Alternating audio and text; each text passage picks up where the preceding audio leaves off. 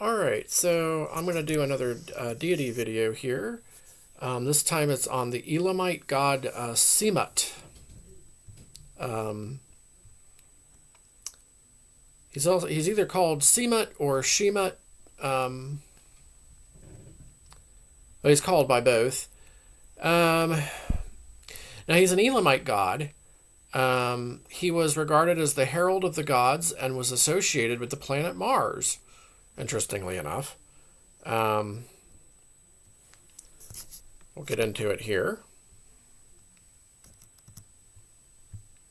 Now, he was closely associated with the goddess Manzat, a goddess representing the rainbow.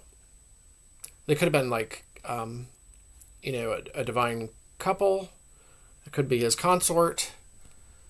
He appears in inscriptions of various Elamite kings, which mention a number of temples dedicated to him. However, it is not known which city served as his main cult center. He was also worshipped in Mesopotamia, where he was compared with the war god Nergal. So, there's a connection between those two deities. Various spellings of Simut's name are attested in Elamite sources, including phonetic Simut, Shemut, and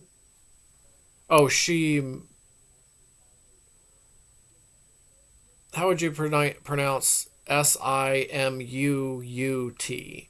Simuut and Shemuut and Shemut, as well as logographic man/pap.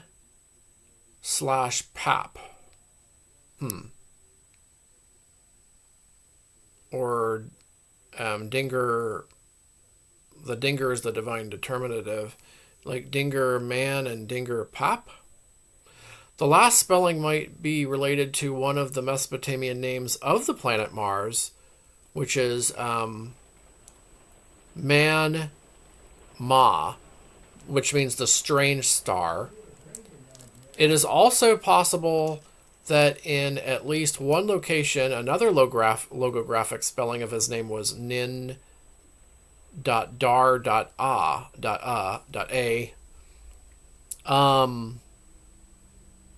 So Nindara, there's the god Nindara.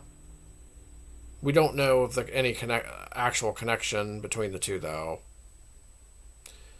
The romanization Simut reflects the standard spelling of this theonym in Mesopotamian sources from the Middle Babylonian period, though in earlier Old Babylonian ones, Shemut appears to be the correct orthography. In Neo-Assyrian sources, the name is spelled as Shumudu. Okay. So, let's go over his character here. So, Simut was known as the god of Elam, herald of the gods. In Elamite, that is Berir Nepira, and Mighty One, herald of the gods. So, Shilhak, Perir, Napipir. Silhak, so that's how you pronounce it in Elamite. Silhak, Perir, Napipir. Okay. It is possible that he was a warrior god, and that the word tentatively translated as herald refers to a specific administrative or military position. Like the Elamite god Humban, Simut was associated with the concept of Kittin, which can be understood as an area of divine protection.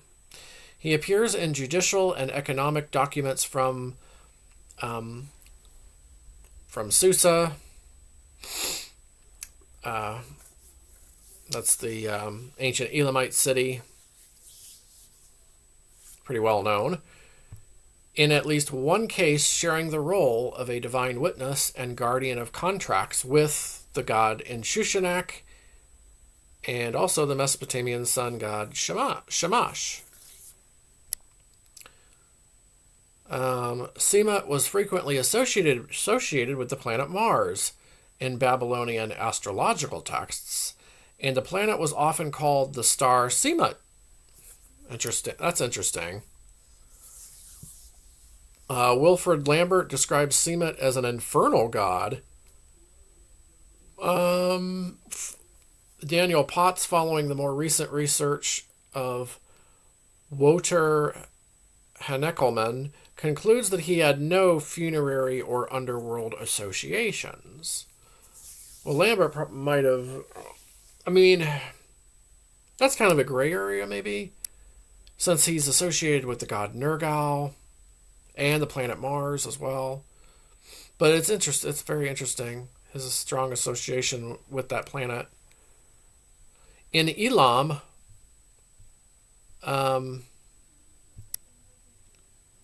Simut was likely viewed as the husband of the goddess Manzat. She was regarded as a divine representation of the rainbow. He was also associated with Belet Ali, which is Akkadian for Lady of the City, a goddess most likely analogous to Manzat. According to Wouter Heinkelmann,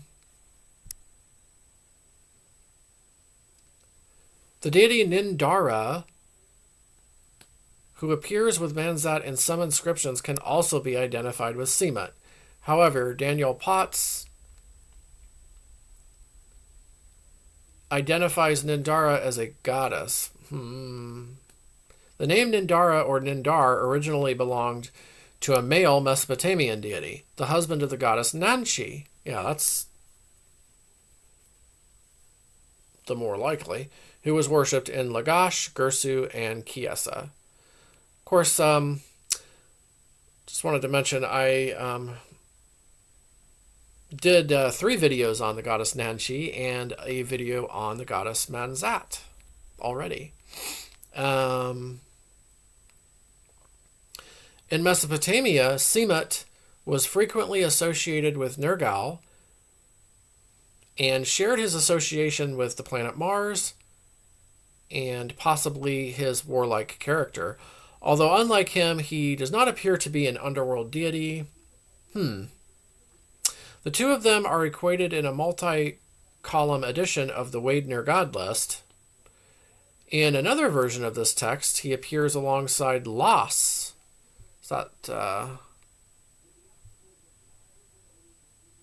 Is that pronounced Las or Lash? That's the wife. One of the consorts of the god Nergal. He's had others as well.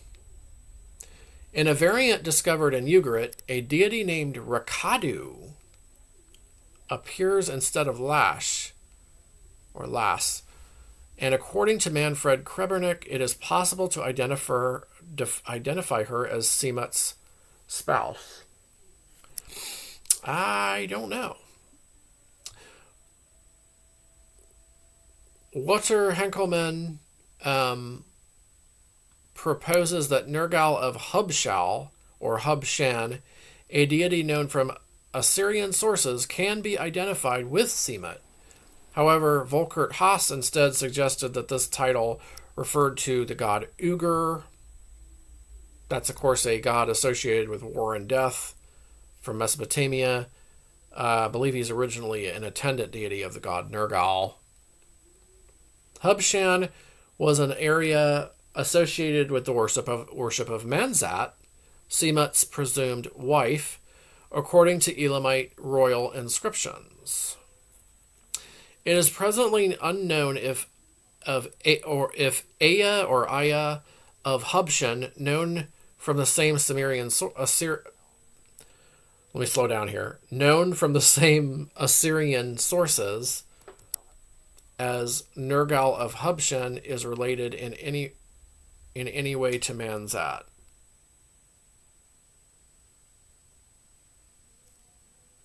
Wait, what? Hold on a second.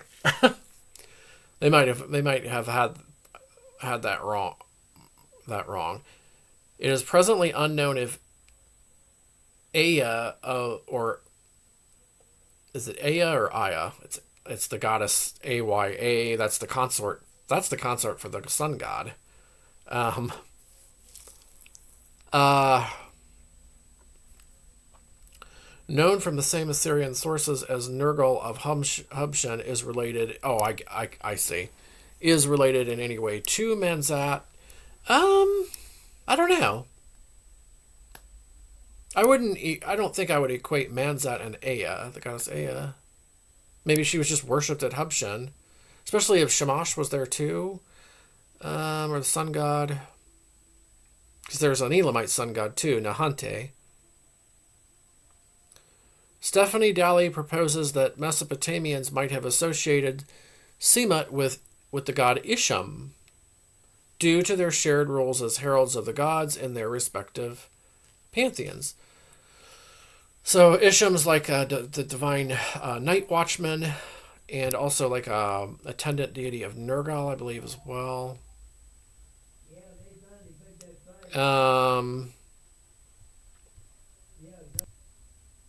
Okay.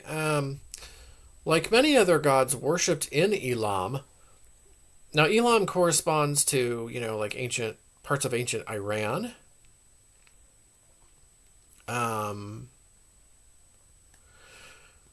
For example, the goddess Pinakir, the god Humban, and goddess Manzat.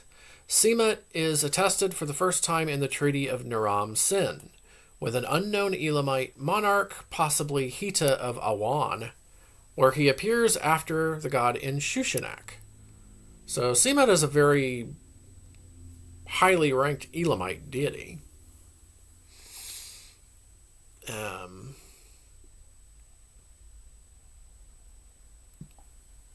Old Babylonian copies of earlier inscriptions also mention a governor of Elam from the Sargonic period bearing the theophoric name Sanam Shemut. Other historically notable Elamites bearing theophoric names invoking Simut include Kuk-Simut, that means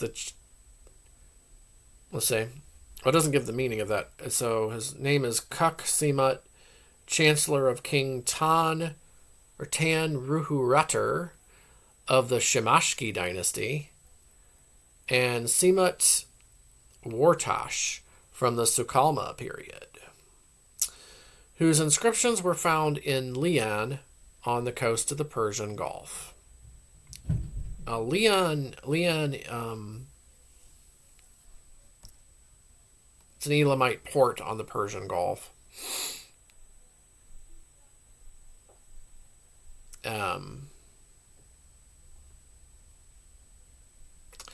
Okay, so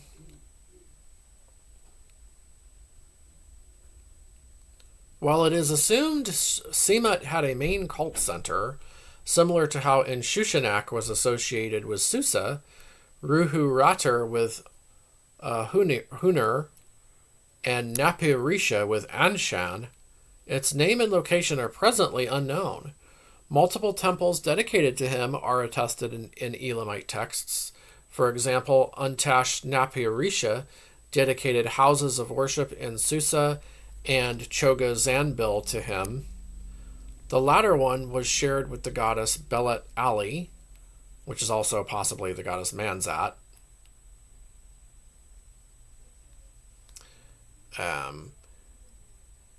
It was referred to with the term Kinin, variously translated in modern literature as gate, lock, fate, or divine help.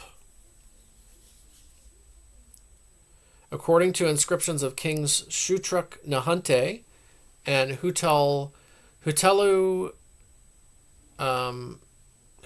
Tush in Shushanak, sites of worship of Manzat and Simut treated as a pair existed in Susa.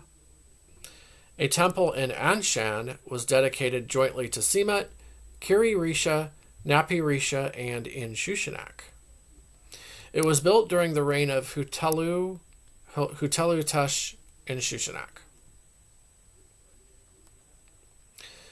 The Neo-Elamite ruler Hani of Ayapir left behind an inscription dedicated to Humban, Tepti, Nippur, and Simut. Now, Nippur, I believe, possibly, Nippur is actually the Elamite word for God. Nap or Nippur, but he's also the name for the moon god, I believe, as well there.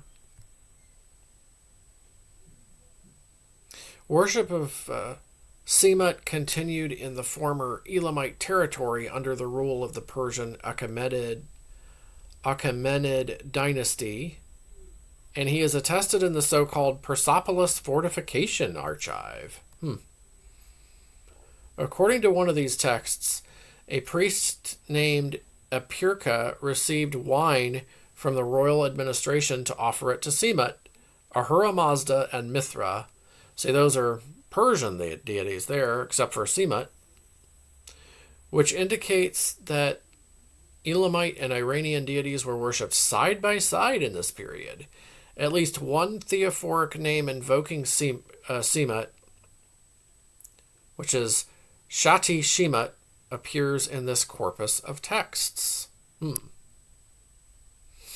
oldest attestations of the worship of Simut in Mesopotamia are theophoric names from the Old Babylonian period, with the oldest identified in texts dated to the reign of Rimsin I of Larsa.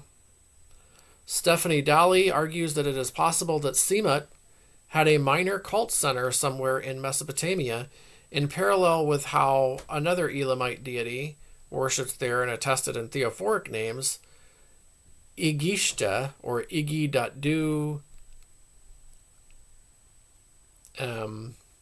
had one in Udanu, a small settlement near Uruk. Multiple theophoric names indicate that Simut was among the deities present in the pantheon of the first Sealand dynasty, possibly in association with Manzat. But is there anything other than theophoric names indicating Simut was there?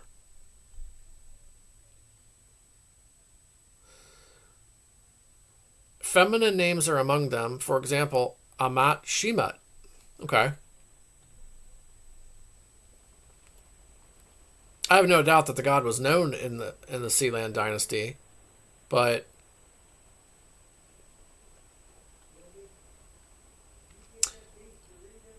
some of these names, as well as other given names from the same area, combine Akkadian and Elamite elements, but according to Ran Zadok, it is difficult to speculate about the identity of their bearers. 9 theophoric names invoking Simut have been identified in texts from Nippur, from the Kassite period.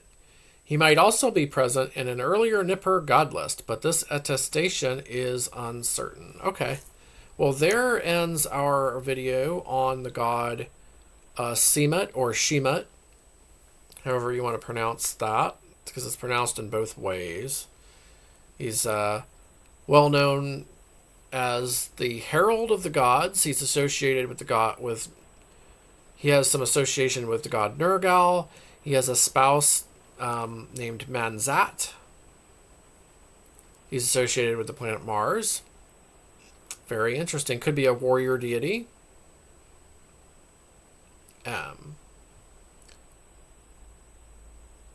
So yeah, let me know your thoughts below, and anything else you would like to add about the god Simut. And I'll be back with more deity description videos soon.